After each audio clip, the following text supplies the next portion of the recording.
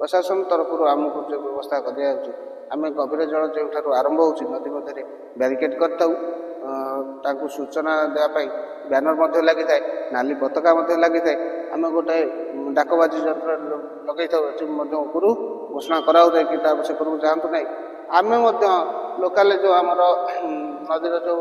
Volunteer रखी था भर दुई जन भल पहरा से मैंने गोटे डंगा नहीं ब्यारिकेड आरपटे था क्या सेपटू छाड़ी दिखती नहीं।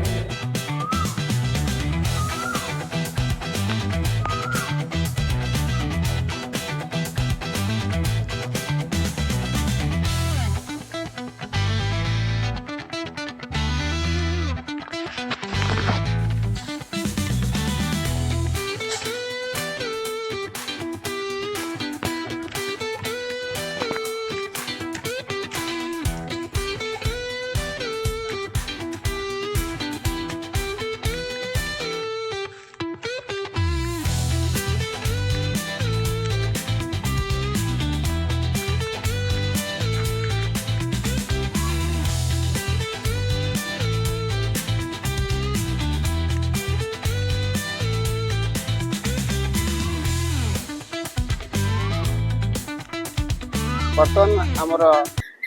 आगामी 25 तारिख में शनिश्चर जलाभिषेक कार्यक्रम अच्छी तेणु आमर ये यज्ञ कार्यक्रम हुए यज्ञ 24 तारिख दिन आरंभ हम अंकुरार्पण हम से जो प्रस्तुति कार्यक्रम रोषे बास काठ बाकी सब सफा सुतरे आज जो आम आरंभ हो जाए गछ कटा शुखला गछ कटा रोषे बाकी मंदिर पछपटे आमर एठिकार विधायक जे कि आमर लोकल पंचायत तत्वावधान एठार गोटे नूतन ट्यूबवेल खनन कार्यक्रम जारी रही जेहेतु जो गोटे आमर बैशाख मासर कार्यक्रम जो कि खरार मात्रा अधिका एवं जलर संकट बढ़ी चले धीरे धीरे आमर नदी जलस्तर कमी चलती पानी अभाव हो जलाभिषेक तेणु ये पानीय जल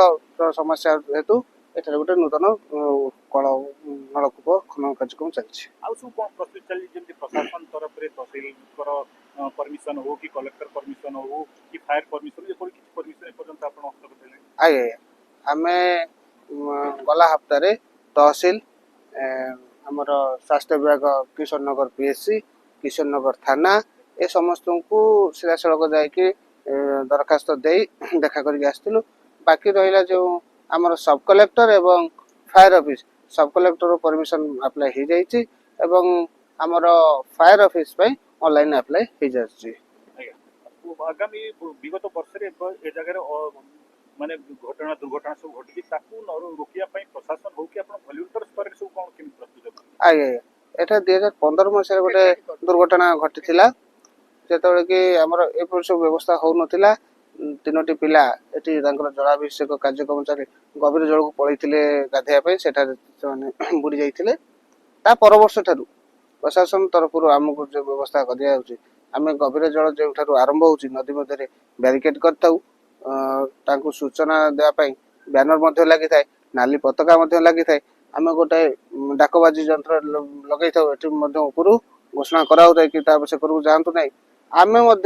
लोकाल जो आमर नदी जो भलेंटियर रखी था भर दुई जन भल पहरा से मैंने गोटे डंगा नहीं ब्यारिकेड आरपटे था क्या सेपटू छाड़ी दिखती ना ता सहित आम प्रशासन वाला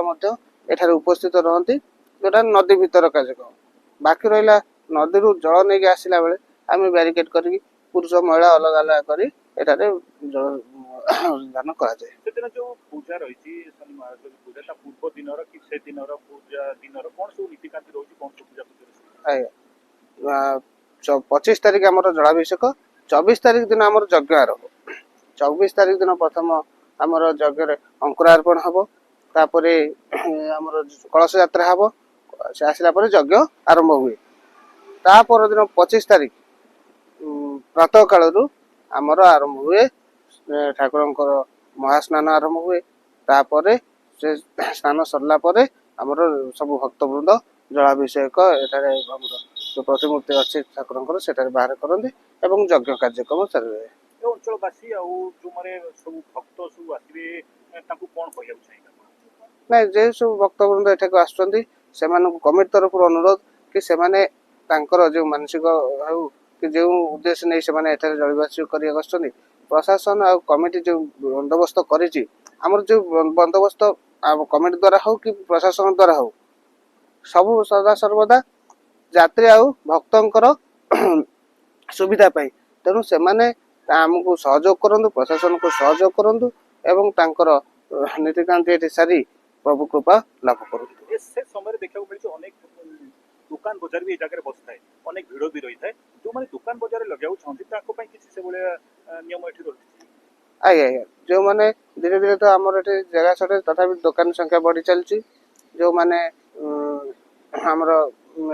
ଷ୍ଟେସନାରୀ ଦୋକାନ ନେଇକି ଆସୁଛନ୍ତି ମନୋହରି ଦୋକାନ ତାଙ୍କୁ ଆମେ ଗୋଟାଏ ସାଇଡ଼ରେ ରଖୁଛୁ ଏବଂ ଆମର ଯେଉଁମାନେ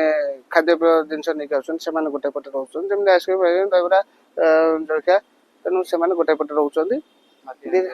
ଧୀରେ ଧୀରେ ସେମାନଙ୍କର ସଂଖ୍ୟା ବଢ଼ି ଚାଲିଛି। ଆଉ ଆମର କଳସ ଭାଇମାନେ ଯେଉଁମାନେ ବିକିବାକୁ ଆସନ୍ତି ସେମାନଙ୍କୁ ମଧ୍ୟ ଅଲଗା ଜାଗାରେ ଯାହାଦ୍ୱାରା କି ସବୁ ଭକ୍ତବୃନ୍ଦ ସଠିକ ଭାବରେ ତାଙ୍କ ଜିନିଷ ପାଇପାରିବେ। ଆଉ ଯେଉଁ ଦୋକାନୀ ଭାଇମାନେ ଏଠିକି ଆସୁଛନ୍ତି କି ଆଉ ଯିଏ ଭିଡ଼ିଓ ଦେଖିକି ଆସିବା ଆମେ ପୂଜାର 24 ତାରିଖ ତା ଆଗ ଦିନରୁ ଆମେ ସମସ୍ତଙ୍କ ପାଇଁ ଯାହାକୁ ଯେଉଁ ଜାଗାରେ ବସିବ ଆମର ପୁରୁଣା ଯେଉଁ ଦୋକାନୀମାନେ ଆସୁଛନ୍ତି ଆମେ ସେଇ କ୍ରମରେ ତାଙ୍କୁ ବସେଇ ଦେଇଥାଉ। ଶେଷରେ ଏ ଅଞ୍ଚଳବାସୀ କି ଯୋଉମାନେ ମାନେ ଶନି ଗ୍ରହ ପ୍ରେମୀ ଅଛନ୍ତି କି ଭଗବାନଙ୍କୁ ମାନୁଛନ୍ତି ସେମାନଙ୍କୁ ଆପଣ କଣ ବାର୍ତ୍ତା ଦେବାକୁ ଚାହିଁବେ ଆଉ ଏ ଜାଗାର ମାନେ ଆଡ୍ରେସଟା ଠିକଣାଟା କହିବେ ଯେମିତି ଦୂର ଦୂରାନ୍ତରୁ ଲୋକମାନେ ଏଠିକି ଆସିପାରିବେ? ଆଜ୍ଞା ଏ ଜାଗାର ଠିକଣାର ପହଞ୍ଚିବାର ଆଡ୍ରେସ ହେଲା ଗ୍ରାମ ରାମଚନ୍ଦ୍ରପୁର, ପୋଷ୍ଟ କିଶନନଗର, ଥାନା କିଶନନଗର, ଜିଲ୍ଲା କଟକ। ଏଠି ବହୁତ ଅନେକ ଦୂରରୁ ମଧ୍ୟ ଭକ୍ତବୃନ୍ଦ ମାନେ ଆସନ୍ତି। ଆରଥରକ ଆପଣମାନେ ଦେଖିଥିବେ ମଧ୍ୟ ଆପଣ ମଧ୍ୟ ସୁଟିଂ କରିଥିବେ କି ଜଣେ ମହିଳା ଯିଏକି ଜଣେ ଡାଏରୀ ଫାର୍ମ କରିଛନ୍ତି 100 ଲିଟର ତାଙ୍କର ମାନସିକ ପୂରଣ ହେବା ଦ୍ୱାରା 100 ଲିଟର କ୍ଷୀର ଆଣି ଏଠାରେ ସେ ଅର୍ପଣ କରିଥିଲେ ପ୍ରଭୁଙ୍କୁ। ଅନେକ ଲୋକ ସେମିତି ତାଙ୍କର ମାନସିକ ପୂରଣ ହେବା ଦ୍ୱାରା ଏମିତିକି 108 151 କଳସ ଜଳ ନଦୀରୁ ଆଣିକି ପ୍ରଭୁ ଅର୍ପଣ କରୁଛନ୍ତି। ତେଣୁ ସମସ୍ତଙ୍କର ମନସ୍କାମନା ପ୍ରଭୁ ପୂରଣ କରନ୍ତୁ ଏବଂ ଯେଉଁମାନେ କିଛି ମନସ୍କାମନା ରଖିକି ପୂରଣ ହୋଇଛି ଏଠାରେ ଆସିବାକୁ ଚାହୁଁଛନ୍ତି ସେମାନେ ଆସି ତାଙ୍କର ପ୍ରଭୁ କୃପା ଲାଭ କରନ୍ତୁ। ଏ ଅଞ୍ଚଳବାସୀ କି ଶେଷ ବାର୍ତ୍ତା ଅଞ୍ଚଳବାସୀଙ୍କ ଠାରୁ ଆଉ ସ୍ଥାନୀୟ ପ୍ରଶାସନ ଠାରୁ କଣ ଆପଣ ଆଶା କରୁଛନ୍ତି? ଶେଷ ବାର୍ତ୍ତା କଣ ଦେବାକୁ ଚାହୁଁଛନ୍ତି? ଆଜ୍ଞା ସବୁ ଯେଉଁ ଆମର ଗ୍ରାମବାସୀ ବୃନ୍ଦ ରହିଲେ କି ଯେଉଁ ଭକ୍ତବୃନ୍ଦ ଏଠାରେ ଉପସ୍ଥିତ ସବୁ ସେଦିନ ରହୁଛନ୍ତି ସେମାନେ ବାହାରୁ ଯେଉଁ ଲୋକମାନେ ଆସୁଛନ୍ତି ସେମାନଙ୍କୁ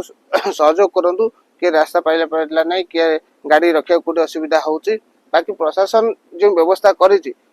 ବ୍ୟାରିକେଡ୍ ହେଉ କି ପାର୍କିଂ ହେଉ କି ଗଭୀର ଜଳକୁ ନ ଯିବା ପାଇଁ ଯାହା ସବୁ ବ୍ୟବସ୍ଥା ହେଇଛି ଆମ ସହିତ କମିଟି ମେମ୍ବର ମାନଙ୍କ ସହିତ ମିଶିକି ସେମାନେ ଏସବୁ ବ୍ୟବସ୍ଥା ହେଇଛି। ଆମ ଭଲେଣ୍ଟିୟର ସବୁ ଜାଗାରେ ଅଛନ୍ତି ଏବଂ ଆମର ଲୋକମାନେ ମଧ୍ୟ ସେଭଳି କି ଯିଏ ଯୋଉଠୁ ବାହାରୁ ଆସେ ତାଙ୍କୁ ବହୁତ ସହଯୋଗ କରନ୍ତି। ତେଣୁ ଏଥିରେ ବାହାର ଲୋକଙ୍କୁ କିଛି ଅସୁବିଧା ହେବନି।